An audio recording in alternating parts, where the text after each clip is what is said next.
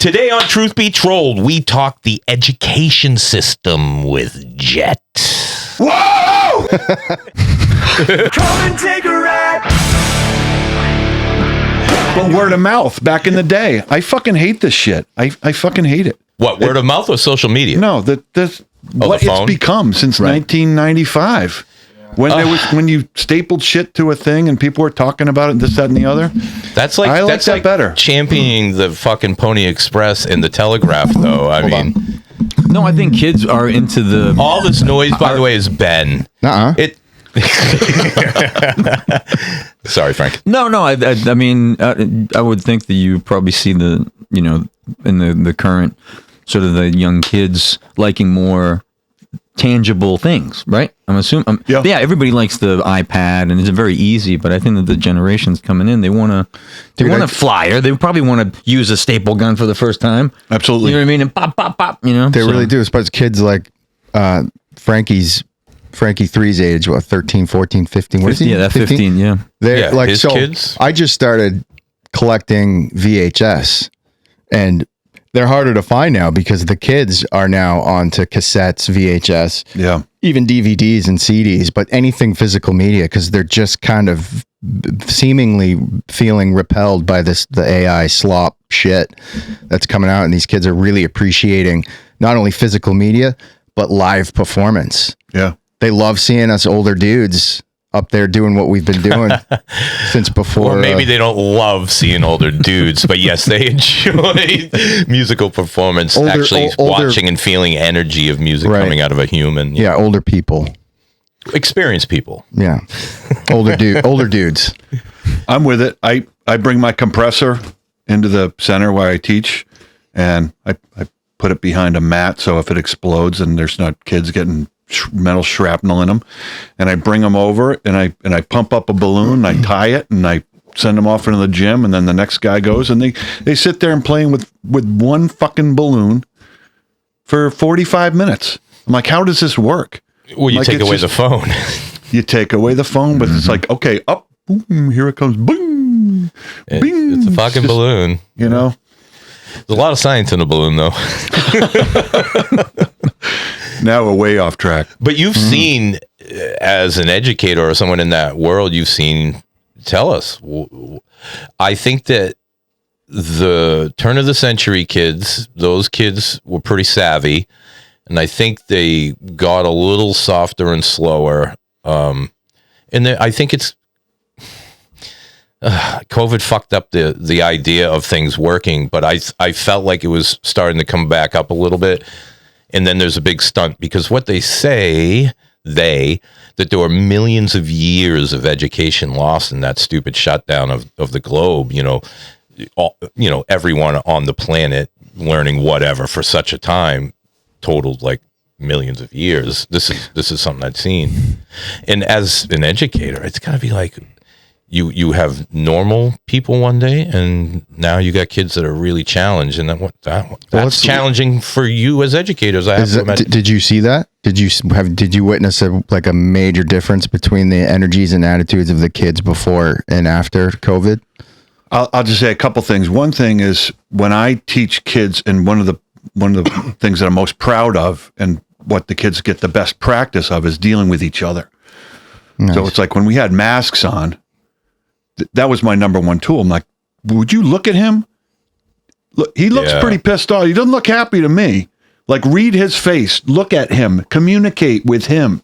And they got these masks on, and I'm grabbing this guy's ball, and I'm like, I don't want you to take my fucking ball. So it's like that one tool where, and this is Jet being Jet. I'm in the audience. It's you and me, man. And it's like, I'm communicating. I'm going to look right into your brain and understand you. That tool was taken away for COVID, and those social cues were gone. So now that's still my number one tool, but that definitely was a setback. And that was being done to babies as well, who your initial, like, we can all agree everything from birth to like 6 years old is period the most important as far as development. And to do that's kind of wild, but yeah, I mean, did you really feel like there's a bump, or am I just imagining shit? I feel like the fourth grade kids, for some reason now, are just, there was something that went on with that group of kids. And I need to do my math and figure out where it would have affected them and where they would have been in their education. They probably got their brains melted by TikTok and YouTube and stuff, because that's all they were doing. Yeah. And they're trying to do, I don't know, I felt bad for the teachers. I could go on and on and on about it, but I feel like that group, for whatever reason, I think back to like, why are these kids acting the way they are? Why are the deficiencies the way they are? And I felt like they got over, at least my group of kids got over a big hump and are a lot more mature this year. But last year, completely incomprehensible behaviors. Well, you know what? I had a really hard time getting through to them. Yeah. Deficiencies with the parenting. I don't know. It was a perfect storm of some sort. But anyway, that's for sure. My particular class in high school was noted for being particularly bad too. And man, it's just like I'll tell you, I've said this shit before. I do numerology. I believe in that, but the times have energy. Different times in history has a different energy. Some of that has to do with numbers or whatever, but it's also the movement of the planet. The planet starts thinking certain things. And I mean, we're in the middle of this shift right now. We've all seen this happen. But I think, some generations, some ages kind of get a little mixed up and confused when those things are changing. And then they start to develop their own ideas, and they're harder to control. So they might be unruly. I don't know. But when they're hard to control, I think that could be good, meaning like they're just individuals, Yeah. or they're a gang of little brats. I don't know. Yeah. Or it's a solar flare. Well, I really mean that. Sometimes that energy will come hit the area and it just changes the energy. During a pregnancy. Yeah. Or the moon or whatever people say, but energy changes for sure. Yeah. I mean, why are we all so happy in June and fucking miserable in February? Sure. Yeah, so to speak. I can't help. I'm just imagining sort of a comedy skit where there's an unruly class and Jet from the stage shows up to teach the class. It's just diving and screaming at these little kindergartners. It's not Mr. Crandall. Yeah. It's fucking Jet. Listen up. Yeah. I know. And I do have to rattle the cage from time to time. Yeah. What is the phrase I use? And it's not fun for anybody. It's not fun for the staff members. You're like, oh shit. Okay. Yeah. And I don't like that. I mean, I tell parents too. I'm like, there's this one kid, I won't name his name, but he's really sweet. He's a third grader, really polite, super brilliant and all this. But I'm kind of hoping he starts to get sassy pretty soon. I'm like, all right, well, I like to see that. I want a little talk back. I want you to assert yourself a little bit more. Yeah, I agree. So, and I tell parents too, I'm like, I don't have a problem with that. I mean, this is where it might go. If my authority gets undermined too much, it could be a problem. There will be some consequences for it, but it lets me know that they're growing, and that's fine. I'd rather have a little talk back from time to time, especially from this particular kid I'm talking about, who has a lot going for him. I just want him to get a little bit grittier. Yeah, well, that comes with confidence, and sometimes it takes a lifetime to get to an assertive point where someone brilliant can step forward and be who they really are. It's true. Or you can get in a DeLorean, go back, tell George McFly, yo, punch Biff. And then you know what I mean? Then his life is different. So what you're doing is you're letting him know, hey, you got to speak up a little bit. Yep. Say something. Yep. Because it's going to change your life. Advocate for yourself. Man. Yeah, for sure. The reason I agree with you, my daughter's like that. I think she's brilliant. I'm not playing. I know everyone thinks their kid's brilliant, but she's really smart. But she's super quiet. And she has one teacher that challenges the shit out of her. And I like that teacher a lot. And I want that teacher to do that. Yep. I want that teacher's going to help her stop with that shit. Yeah. That's what you're doing. I like it. Another thought comes to mind too. So I won't name the school I work at, but and not that this is detrimental to them, but stuff like, stuffed animal day and fucking, what are the pajamas? Oh my God, pajama day. Like, what the fuck? If you wear pajamas in public, you've absolutely quit. Don't do, unless you it's an emergency and I got to go get this milk because the pot's on the stove or something, whatever. But I'm all like kindergartners, like, all right, man, well, let's do this. Let's get some skills, get your listening skills, be able to tie your fucking shoes, be able to zip your thing. Let's go. Come on, let's get to a plateau This is so fucking awesome. where you're independent. And then they throw pajama day, and then they're rolling on the ground with their stuff down. I'm like, dude, we just lost 8 weeks of progress right now with that stupid fucking decision. Like, let's go. Dude, I thought you would be pro pajama day. No, fuck that. It's like, what are we doing here? Let's move them forward. So on that tip, do you think that, and I'll just say I do you think the world's lost its fucking mind? Because things have become weird, to say the least. And I mean, you're in it with humans all the time. I tend to be more my little team. So, I have a different kind of life, but I'm watching inside the fishbowl, or maybe I'm in the fishbowl. I don't know, but the world seems like it's lost its damn mind. Like, is that your perspective? Pretty much. Yeah. I mean, it has a sharp political attachment, which we don't need to get into. But that never existed before. No. It never existed. It did. No. It always. I mean, look at like Vietnam in that era. But we're talking on different. The daily. No. I'm agreeing that it is different. But at least you must, like, a lot of people now with all the politics and stuff, everyone's just so angry and they don't know what to do with that. So you end up taking it out on a friend or a family member that maybe you disagree with. And ultimately, at that level, it's just opinion versus opinion, which is a bummer because it's ruining relationships and families and all this stuff. But you at least must feel like you get to make some kind of a difference. Not maybe you're communicating with at the very least, not politically, you're teaching the kids how to communicate with each other and respect each other, even if they disagree. One of the reasons, spot on with that, but one of the reasons that I've been where I'm at since 1997 is like, I have control of the curriculum. I was a band director for a while, teaching kids how to march and did choral work with 5th and 6th graders. I got to this job and it was like, what you thought was cool as a teacher and what the kids thought was cool as kids, that was the curriculum. I'm like, all right, you're working on buildings, you're making buildings. All right, let's add, I got some stuff in the back. Let's add this. Let's get some duct tape. Let's get some staplers. Let's do this. Let's add some, high wire acts or helicopters or whatever the fuck you want to do with it. I can't even remember where I was going to go with this, but no, I know where I was going to go with this. It's really affirming.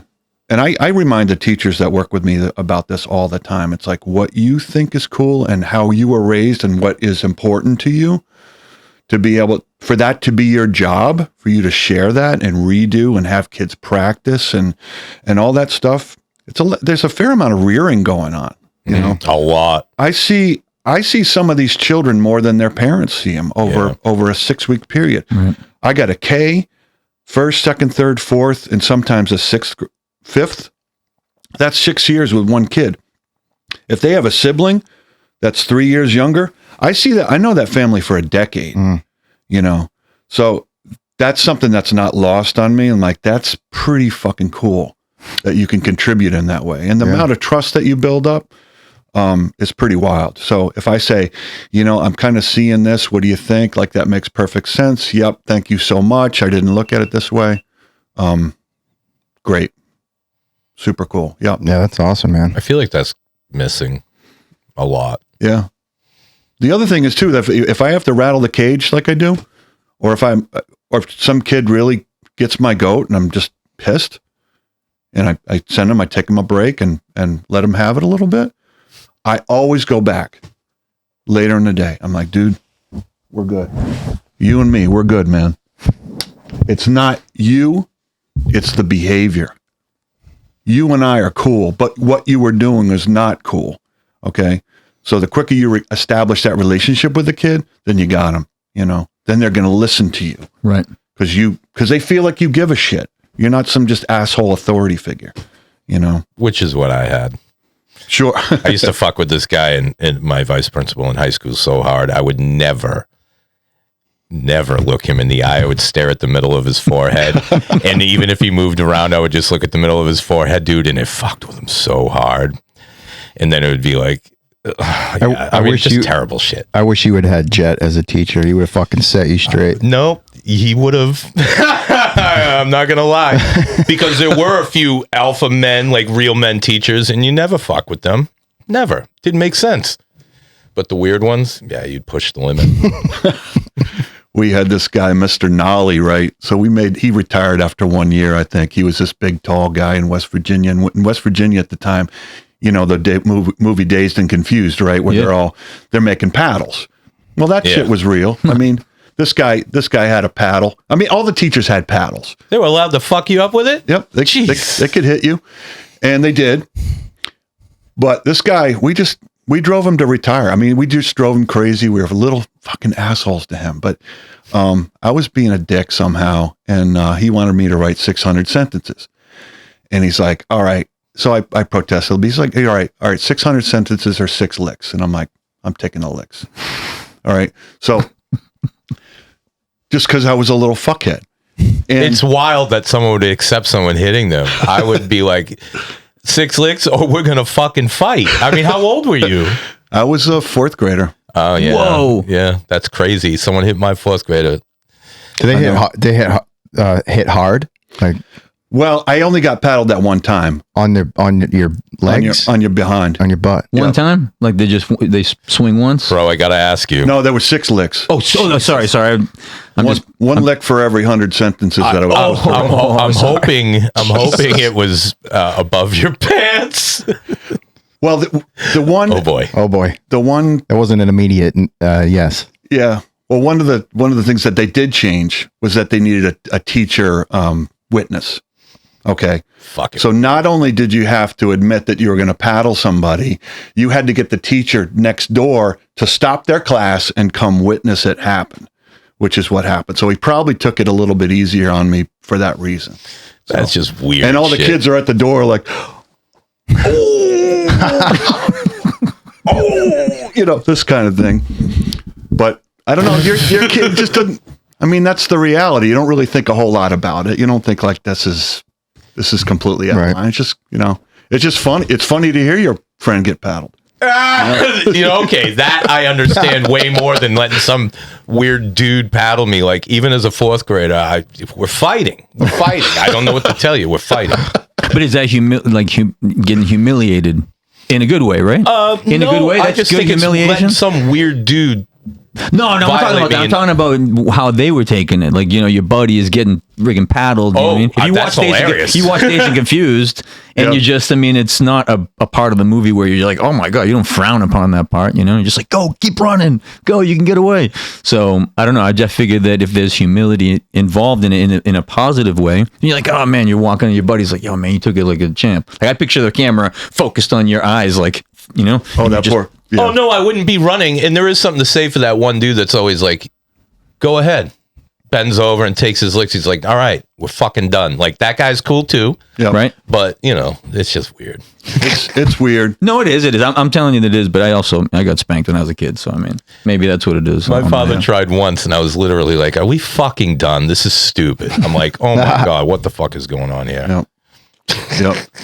And their parents, I mean, we're in kind of in a generational discussion here, but you know, there's parents that really have their hands off the steering wheel and are just way too inconsequential with their kids. And the kids they take the liberties that they're given, you know, and they can really act out in a way that where I can't corral them. Well, if they that'd be can't really be corralled bad by their parents, what do you expect me to do? I was going to say, You know? if you weren't even a little bit of helping that understanding and they had someone who was facilitating hands off even more in the educational system, well, they're going to go up to be real problematic. Yeah. Do you want to teach your kid to chill the fuck out, or do you want them to take the subway into Have someone Boston teach 'em. and have somebody teach them? Yeah, You know, it's exactly. like, what the fuck? You know, Exactly. It's your opportunity to teach your kid what is out there, so their brain can comprehend it. If they're just fucking assholes all the time, and they're talking shit with somebody, and they don't think they can get injured or hit, or you know, for behaving a certain way, that's a disservice also. But you're talking in a way where you're like assuming that most parents aren't complete fucking idiots as well, or many parents. You know what I mean? Like, so if they're not even aware of this level of common sense of how it's going to affect their child, they just let somebody else deal with it. They're not even thinking about that. You know what I mean? Yeah. Do you experience some parents that are just so out of touch with raising a kid? I do. Yeah, that's probably got to be one of the worst parts. I do, and I have to bring some of those people along sometimes. Of course. And I have, which is weird for me to say, but it's, I have to paint a picture with them, like not dissimilar to what I was describing. But if I've got 50 kids and they're all behaving this way, I can't even run a center. Right. We're out of business. So if I have no authority, I can't get a kid lined up to do a fire drill, that's disqualification. Yeah. So those kind of statements, like he can't be in my care if I can't get his attention. You Dangerous. just got to turn the heat up on the parents to go, we need to get serious with this, because it's easy to spoil a kid for 6 years until they get to kindergarten, and then somebody else is, I sound very conservative when I say this. I wasn't raised in that sort of thing, but in that sort of mentality, but sounds more like common sense. You can say it is common sense. Or being responsible. Well, you're there. You see it. You know what I mean? Like, if you're not, that's the biggest thing, is actually being present. And you are present that whole time. And as you say, with the kids, you go maybe 10 years. That's a long time. Karen, my wife, she worked the same position. We were colleagues. Yeah. And, what's up, Karen? And she would tell me, similar stories of, trying to find the most effective way to wrangle some kids that maybe, weren't getting type of focused attention on the off hours, which those should be the on hours. The hours at home, you should be on with the parents, but those end up being the off hours, and then it's up to you to get up and do it. And, it's, but that all stems from the original, we were talking about communication. So now if it's communication, you're having a hard time getting these kids, or now you're starting to notice that they communicate better with each other. That's how you get to share music with each other. That's how you make friends. That's how you start bands. Like, that's how that happens. Absolutely. If it's not there, at least in those earliest stages, then we're going to see this sort of thing where kids just get caught up with their iPads or their phones, watching brain rot. Yeah, they're just watching brain rot. And when they're allowed to do that, they're essentially like that mindless adult, but now they're missing out on an entire lifetime of interaction with humans, or even your fucking neighborhood or the world or whatever. Social media is such shit that it is really, really fucking things up. I also wonder how we're affecting kids growing up, because over the past, it seems like 10 years or a little bit longer, the older generations, us, we have been losing our minds over politics and stuff like that, and these kids are watching their parents go fucking crazy like that. Sorry honey, we don't talk to grandpa anymore because of who we voted for. Sorry, whatever it is. And like, they're watching us kind of lose our fucking minds over this stuff. And I wonder what that's doing to them. Well, it's swinging the pendulum the other way, but for a lot, but some of them just are embattled like their parents, like little 12-year-old political. Yeah, that's not good either. Yeah. No, you shouldn't give a shit or know about this stuff, because there's a life to live. You can deal with that shit later when you have money or your skin in the game or whatever. Who gives a fuck? That's what I'm saying. Like, us, the older generation, we're dumping all of our crazy mental shit on them. And keep in mind, dragging them into it. Yeah, everybody's getting propagandized and going mental at the same time. Yeah. So their undeveloped brains are having a tougher time with it. I'll just interject that's the other thing that's utopian, if you will, about my situation. It's like, that's the culture. We create the culture we want. I got little Chinese dudes. I got Latino guys. I got African American guys. I got Indian guys. I got white people, blah, blah, blah. This is it. We all treat each other with respect. This guy's playing with this guy. This guy's playing with this guy. There's none of that bullshit. So part of me, just to dovetail what you're talking about, Ben, is they need to be insulated from that shit. Yeah. You know? Well, kids don't know what racism is. Yeah. They learn it from their fucking dopey parents. Yep. Period. Yep. He's cool. I play with him because he's cool. Right. I got this little. What else matters? I got this little Jewish guy and this little Asian dude, man. They're completely inseparable. you know. And, it's And just why the- wouldn't they it's be? the They coolest- only know to hate each other once some dickhead with an opinion comes in and tells them they're supposed to. Totally. Yeah. Yeah. But it's another reason that I like what I do, you know. It's just, it makes it, it's important. That's awesome, Really man. important. Yeah. Indeed it is. Yes. You're a goddamn hero, in my opinion. What's up with the pizza, Frank? Perfect timing. Your order is here. Dude, do you believe in ghosts? Have you ever seen a ghost? I'm serious. I'm not even kidding. I'll tell you a quick story. It might not be that quick, but in Rhode Island, we lived at Canachin Farms, way out in the middle of fucking nowhere, and there's all these ghost stories, right? And my parents rented it for $70 a month, and there was a big fire upstairs, so there was charred walls on the way to the upstairs and everything. And we had this thing that we called the screamer, right? And it sounded just like a woman being strangled, like just out in the middle of fucking the swamps, you know, and it was really fucked up. And my parents had friends over, right? And Ben and I were young kids running around naked at the beach and all this shit. It was fucking awesome. But they came over for dinner. They're playing music and drinking some wine and all that shit. And then all of a sudden there's this blood curdling scream out in the fucking thing. We're like, oh, and all the hair standing up on your fucking arms and all this stuff. And so the two college educated couples go out into the fucking woods and into the swamp with shovels or whatever the fuck they could find, rake something to fuck shit up, looking for this thing. And it just became legendary. So the screamer is something that was out there. We learned that it could have been A Fisher cat. a fox or a fisher cat or some. I mean, they make very human sounding things. But I've known a few screamers. when you're chilling out in the black and there are no other houses around, you hear Yeah, something how like old are that, you? it'll change your perspective. Yeah. On shit. How old are you at the time I when you was first heard this? probably 6. Yeah, forget Perfect. about it. Are you kidding me? Perfect That was time for that shit to go horrifying. down. Horrifying. So I don't know if I believe in them, but yeah. But there's something. Yeah. You don't know if you believe in ghosts. Okay, so nothing in the I house. keep my mind open. What about aliens? I don't know. Maybe.